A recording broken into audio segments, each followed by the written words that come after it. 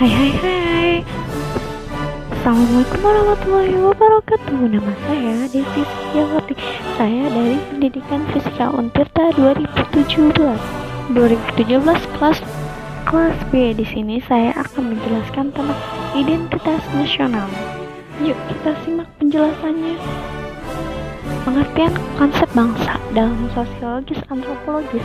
Bangsa adalah persekutuan hidup masyarakat yang berdiri sendiri dengan masing-masing anggota memiliki rasa satu kesatuan ras, bahasa, keyakinan, budaya, dan sebagainya. Selanjutnya, identitas nasional.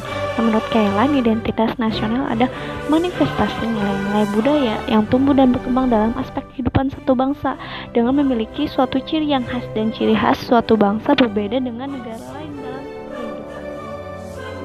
Istilah identitas nasional secara terminologis adalah suatu ciri yang dimiliki oleh suatu bangsa yang secara filosofis membedakan bangsa tersebut dengan bangsa lain. Selanjutnya, faktor-faktor identitas nasional terbagi menjadi dua, yaitu secara umum dan menurut Robert de Ventos. Nah, faktor secara umum terbagi menjadi dua, yaitu faktor objektif dan subjektif. Yang objektif terdiri dari demografis, ekologis, geografis, sedangkan yang objektif adalah histori, sosial, politik, dan kebudayaan. Sedangkan menurut Robert de Ventos, faktor dibagi menjadi empat, yaitu faktor primer, faktor pendorong, dan faktor penarik, dan faktor reaktif. Identitas nasional bangsa Indonesia. Proses pembentukan identitas nasional membutuhkan perjuangan panjang di antara warga bangsa negara yang berbangsa. Nah, setelah bangsa Indonesia bernegara, barulah dibentuk menjadi identitas nasional bangsa Indonesia.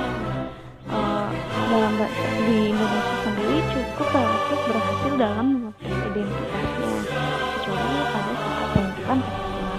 Unsur-unsur identitas nasional terbagi menjadi empat, yaitu suku bangsa, agama, kebudayaan, dan bahasa. Bentuk-bentuk identitas nasional Indonesia. Yang pertama adalah bahasa Indonesia sebagai bahasa nasional atau bahasa persatuan. Yang kedua, Sang Merah Putih sebagai bendera negara.